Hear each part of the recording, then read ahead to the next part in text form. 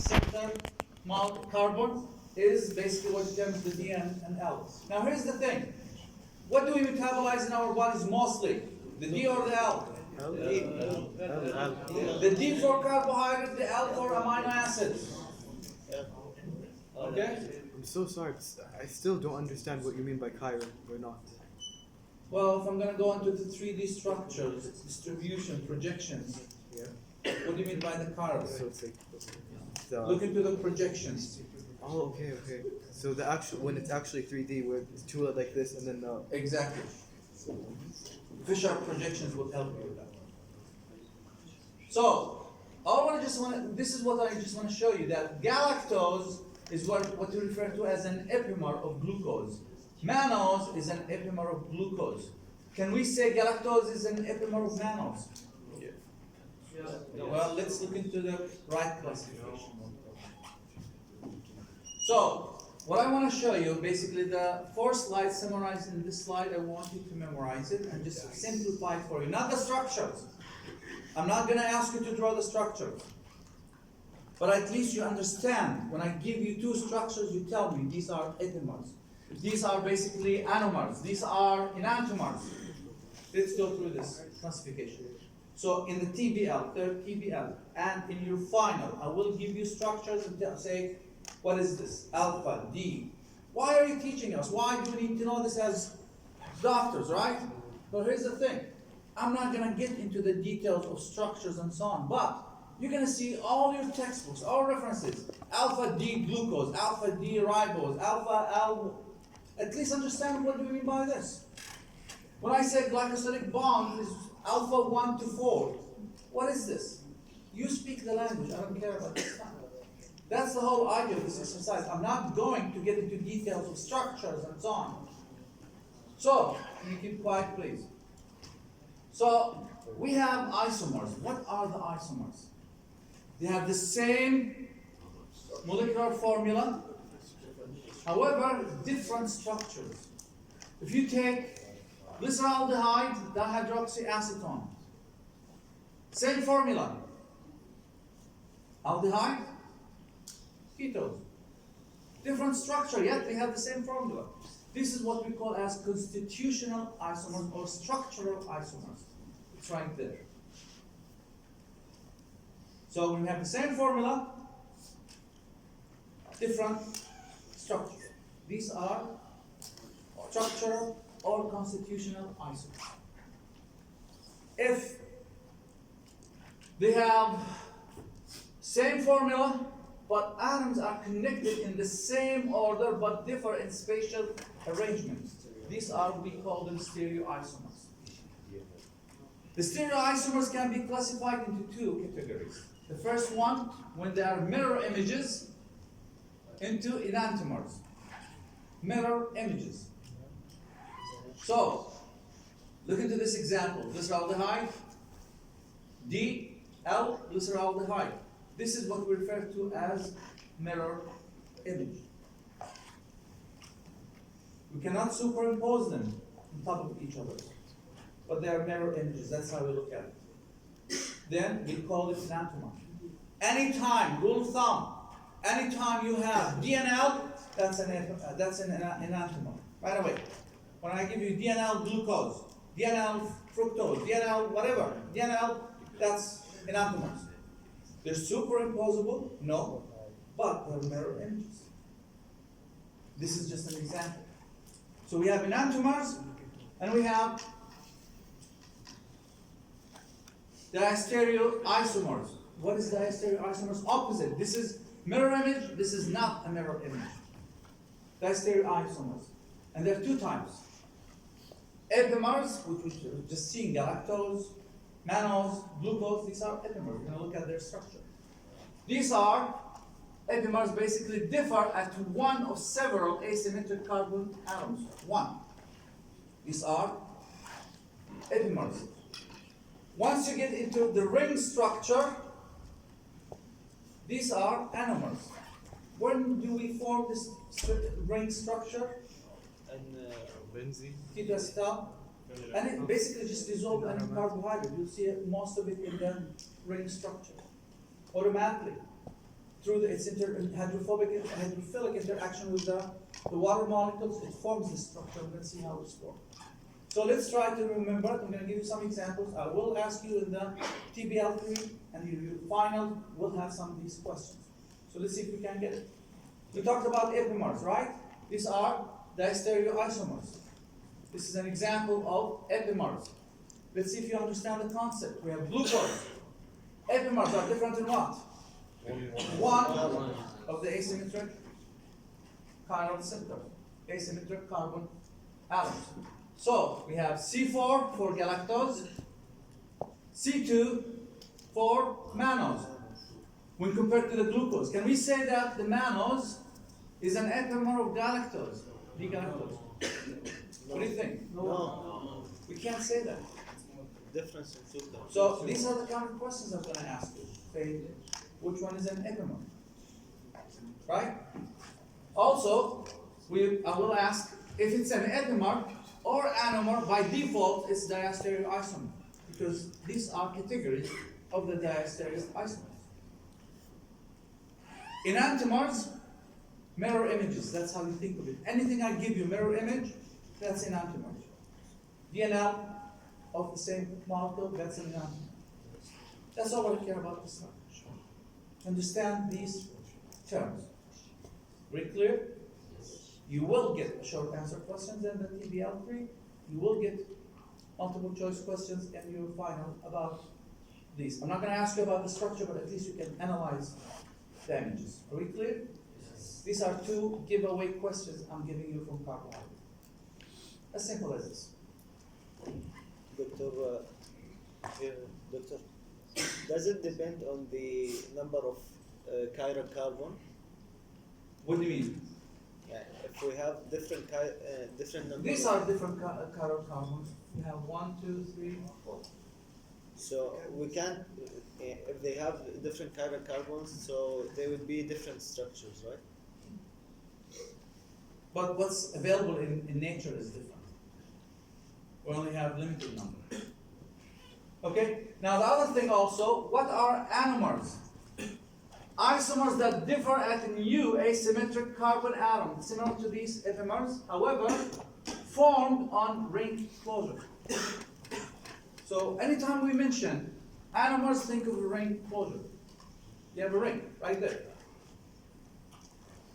So what do we have here? What is this moiety CH2OH? What's the numbering here?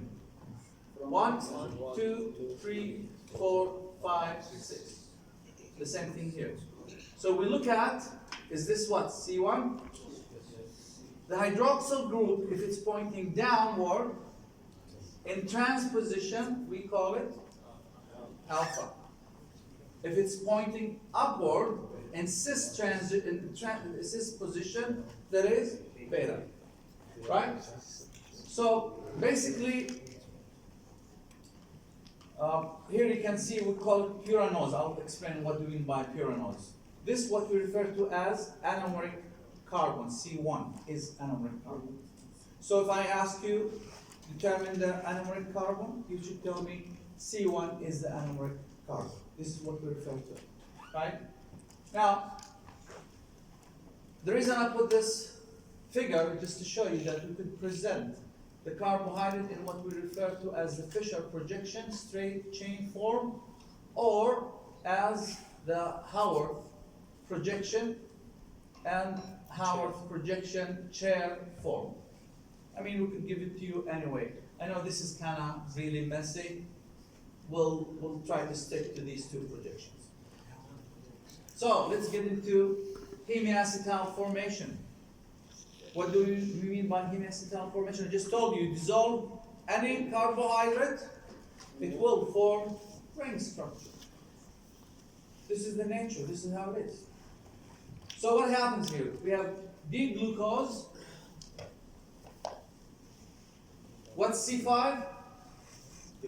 The bottom chiral carbon, the bottom, away from the oxidized end. This is what we refer to as oxidized end. Now you can see the OH reacting with the C1. And what happens here? You can see that the OH from the C5 basically cyclizes.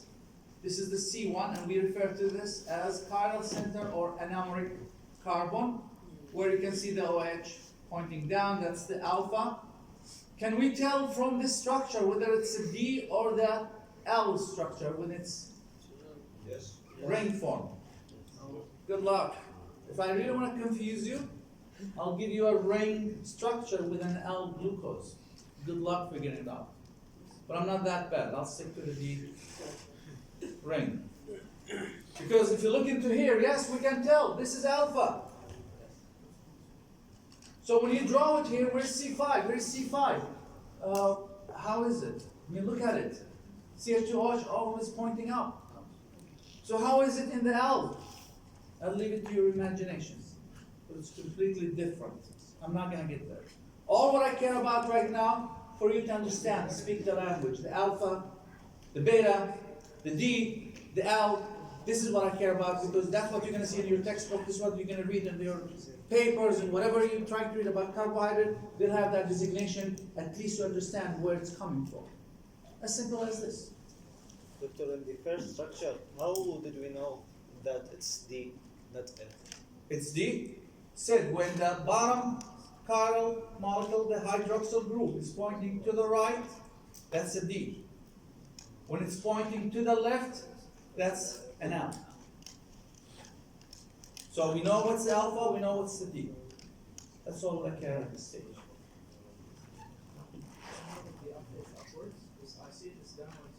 Where here? The alpha? No, it's completely, you have to get a reflection for the L. Completely, I'll take this, rotate it. You don't want to get this, just leave it. I mean, I had the slide and I took it out. This is going to be confusing.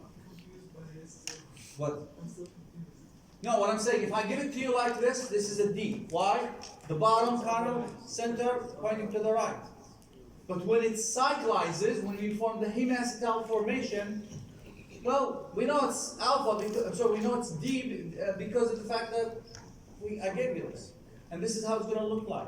If I'm going to give you L, completely, it's going to be so, I mean, I could spend 15 minutes just trying to explain it. The D or L, I know the alpha and beta. Oh, the alpha or beta.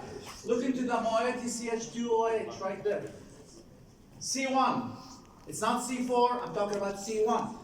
C1, the hydroxyl group, is pointing downward. It is what we refer to as trans position to the CH2OH moiety. This is alpha. If this OH is up here, this is in cis position to the CH2OH moiety, that's a beta. Okay? Everything is explained to you here. Now, another thing also I just want to show you, sometimes it's confusing. The pyranose, the furanose, what do we mean by that? Well, the glucopyranose comes from the fact that it resembles the pyran, which is an organic molecule, or we have the furan, which is another organic molecule. We have alpha D glucopyranose, alpha D glucopyranose. Can these be formed? You tell me.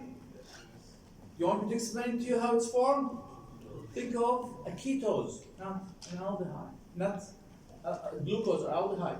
So you can see that there are two groups. As I said, I can make it really confusing for you. I don't want to get into that. We'll just go simple. And I promise you, if I give you a complicated one or something I did not cover, challenge me on that. And I promise you, I will delete that question. As simple as this. You're medical students. I'm not here to make you biochemists or organic biochemists. Okay? So, just to give you an example of how complicated it could get, what do we have here? This is fructose. And fructose is what? Aldehyde or ketose? Ketose, right? That's a ketose right there. See the C2? Now the C1, when it cyclizes, hemiketals, this is what we have hemiacetals and hemiketals. We have hemiketals. Look what happens. Now this is the C1 right here because we're counting here. OH at the C2 here we're saying what? What C? C1 will determine alpha or beta.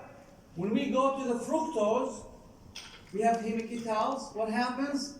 It is the C2 anomeric carbon where we can determine it is alpha or beta. This is beta. It's in cis position to the CH2OH moiety.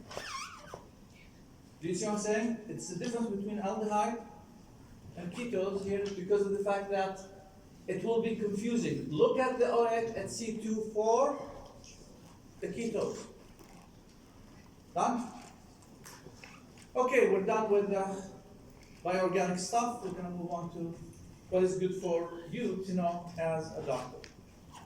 As simple as this, do expect, as I said, 2 questions in the final about this nomenclature, and also in your TBL, I will give you short answer questions. What is what, epimers, enantiomers, and so on. Now, let's talk about polysaccharides. We know mono, di, oligo, poly, we discussed it. We talked about monosaccharides. In terms of the physiological importance of pentoses, we do have ribose, which you already know, that's involved in nucleic acid, right? And we have ribulose, which is involved in the pentose phosphate pathway, PPP. And pentose phosphate pathway, I will give you a lecture, full lecture about the pentose phosphate pathway. If you want to teach Middle Eastern how to pronounce or differentiate between a P or a B, tell them to pronounce pentose phosphate pathway, PPP. I had my doctor, my supervisor at the Parish Dandona, when he hired me and he found out that I'm Middle Eastern, he used to call me and say, would you like me to order some pizza? I said, yeah, if you add some Pepsi to it, I'm more than happy with that. And I realized, oops, I was pronouncing it wrongly. Anyway.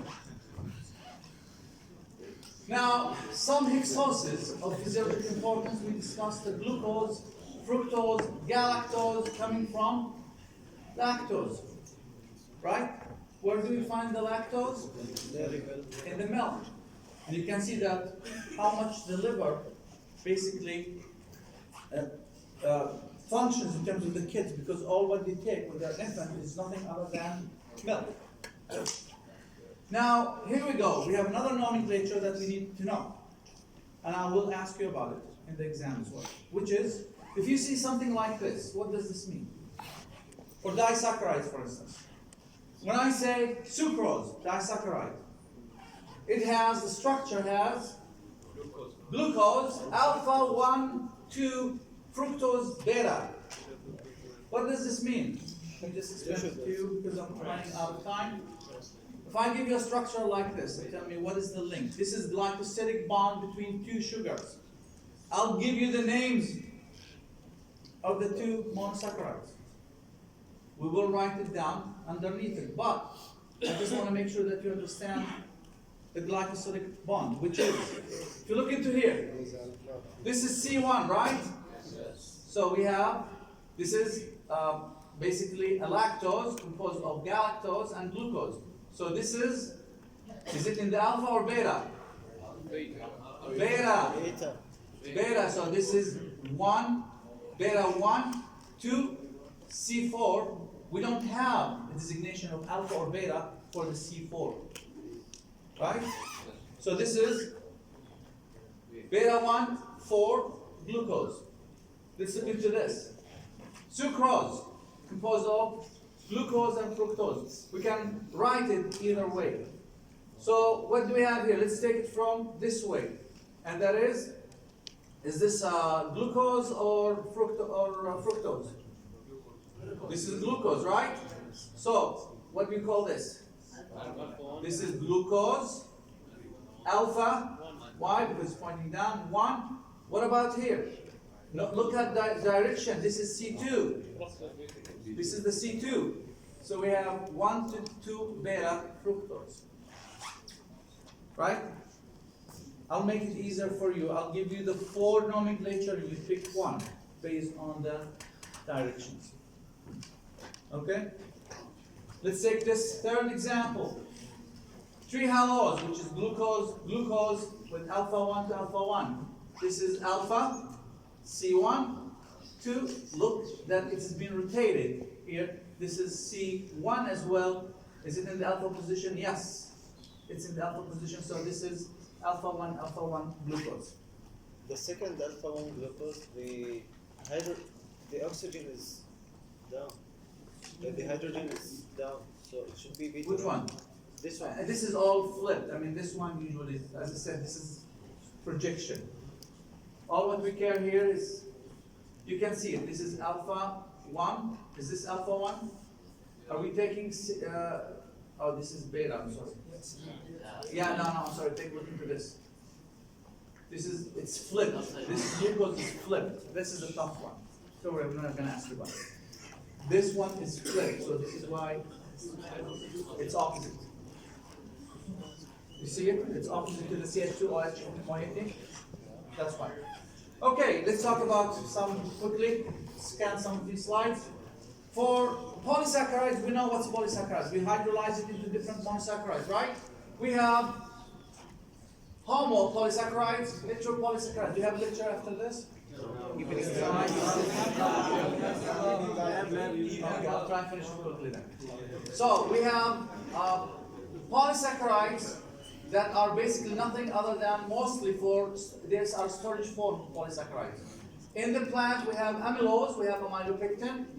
In the animals we have glycogen. The amylose is linear, amylopectin is branched. Here's the thing. As a doctor, which one you would advise your diabetic patients to take?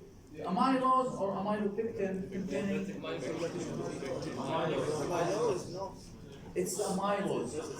Why? Because the amylase acts slower on the amylose compared to the amylopectin. So when you eat, you don't spike your glucose high, because the problem with diabetes is the hyperglycemia spike. When you bring any type of cells, tissue, you incubate it at high concentration of glucose, that glucose is going to kill the cell. Simple. This is why we have complications, renal complications, we have kidney problems, because of the fact that the high glucose basically is what damages the tissue. So we do recommend the amylose. This is the structure of amylose, alpha helix. These are amylopectin. If I ask you about the linkages, did I say the linkages? Yes. For amylose, alpha 1 to 4 bonds. For branched amylopectin, we have alpha 1 to 4 bonds with alpha 1 to 6 bonds. For glycogen, alpha 1 to 4 and alpha 1 to 6. Let's see if we can figure this one out. Okay? What do you think here? This is C1. Yes. This is CH2OH moiety. So this is what? Alpha 1 to C6. This is what I just said, right there. Okay, so at least you know. But what about between the glucose moiety?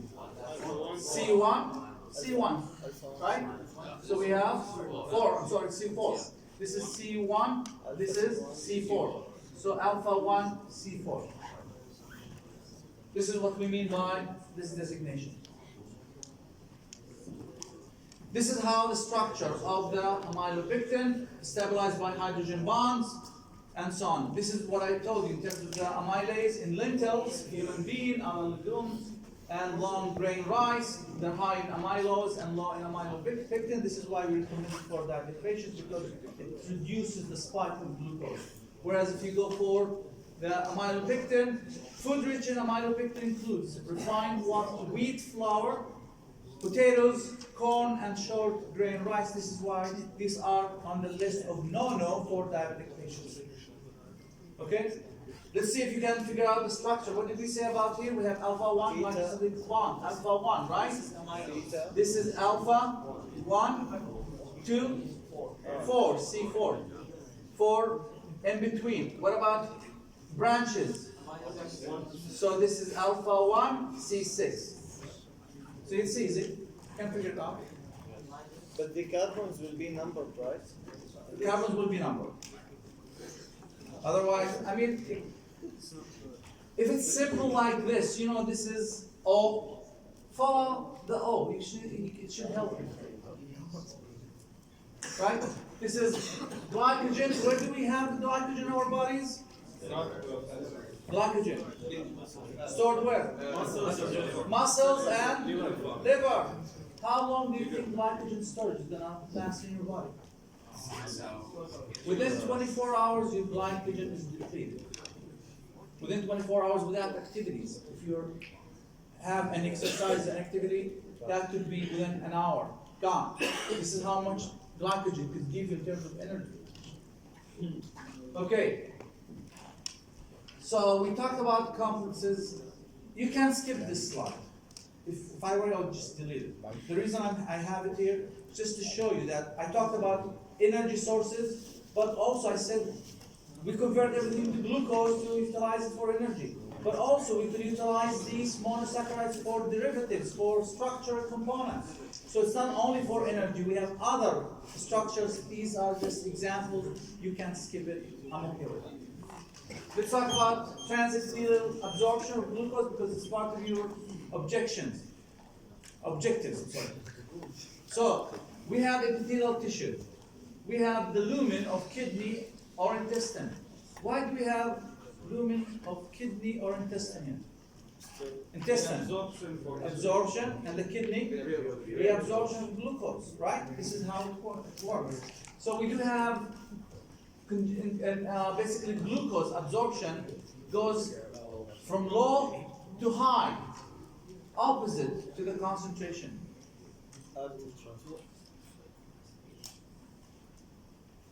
This is in association with sodium, which is high in the lumen compared to the epithelial concentration. And this is what we refer to as sodium glucose supporter. So the glucose utilizes the energy coming from the sodium gradient to go from high to low. Now glucose becomes high in the epithelial tissue, then through glucose transporter, it gets pumped out to the extracellular fluid by facilitated diffusion, whereas here the sodium from low to high by through the ATP, sodium potassium ATPase pump, which you already know, potassium replaces the sodium. Here's a question for you. Looking at this, if I were to trick you, someone who takes high salt diet, would you think that his glucose uptake is going to increase or decrease? Increase. With high salt diet. Can you repeat? Someone who's taking high salt diet, do you think that absorption of carbohydrate is going to increase? Yes. Why? Because it utilizes the sodium. When you have too much here, it utilizes the sodium to basically get transported. It utilizes the energy there. So people who are taking high salt diet, not only they're affecting the content of the salt, causing hypertension, but also more of the carbohydrate absorption as well. So they could gain more weight. Right? Now, we talked about GLUT2, but we do have different glucose transporters, 1, 2, 3, 4, 5. You can talk about these so many times, so you might know them right now. GLUT4 is for skeletal muscle adipose tissue. So do you think they're insulin sensitive or insulin insensitive? Insulin sensitive, right? Whereas GLUT2, liver, pancreas, small intestine. It's insulin independent. And we will have endocrine block, and we have so much about glucose transporter and so on. Can we keep quiet, please? I'm almost done. GLUT4 reminds me, the guy who discovered this, Chan Jun. I worked with him, he's the guy who discovered GLUT4. And my job was basically every day to prepare epididymal fat tissue. Do you know what's epididymal fat tissue? Yeah. About the epididymal. So every day I had to kill 8 rats, minimum, for one experiment, just to take a small piece of epididymal fat tissue. How do we kill them? Because we want them fresh. Put a screwdriver on the neck, grab the tail, and pull the tail for spinal dislocation. Well, most of the time I was chasing these rats because the tail snaps, and I end up chasing them. But we will discuss more about GLUT4 and its function and so on. Okay, GLUT2 deficiency. Okay, guys, These are the last 3 slides I'm done. GLUT2 deficiency. When you have GLUT2 deficiency, where is GLUT2? Liver, pancreas, small intestine. What happens? We have Fanconi Bickel syndrome, where basically there's accumulation of glycogen in the liver and in the kidney. Why? Because of the fact failure to adequately export glucose generated by glycogen degradation. That's why it accumulates in the liver and kidney, and there's galactose intolerance. Inadequate export leads to marked increase in the intracellular glucose that inhibits glycogen degradation as well. This is the Fanconi Bickel syndrome. Here's another thing, dipstick. When you test glucose, are you supposed to find glucose in the urine? No. We don't find it. So how do you test for it with the dipstick? Well, glucose, most of the sugars are reducing agents. So what do? We give them copper sulfate, which is blue. And this is what we refer to as Benedict's solution. What happens? When there's sugar in the urine, it converts this blue color, copper sulfate, into copper oxide, which is red. Change the color so you know that it's glucose in the urine. It's better than testing it, because that's how doctors used to test for diabetes, by testing the patient's urine, right? That's why I thought you guys should be thankful for that. Now last slide and I'll stop, because this you'll take with glycoproteins, you'll take with Dr. Jabbar. But I just want to mention to you advanced glycation in products and hemoglobin A1C. Anyone knows what's hemoglobin A1C? Yes. Hemoglobin A1C, you're going to order it for each diabetic patient once every 3 months. What happens? Glucose reacts, high glucose in the circulation reacts with hemoglobin, forming hemoglobin A1C, HbA1c. So if you find that there's high levels of hemoglobin A1C, that means that diabetic patient did not control his glucose because he had long chronic exposure to hyperglycemia. And you would order it for 3 months because it gives you an idea about how good will control his diabetes over a period of 3 months. Hopefully you're going to be ordering it for every patient. But also another thing, just the last thing, advanced glycation in products, glucose reacts with proteins, high glucose. This leads to the formation of advanced glycation in products, which are so damaging, and these are the causes for a lot of complications associated with diabetes.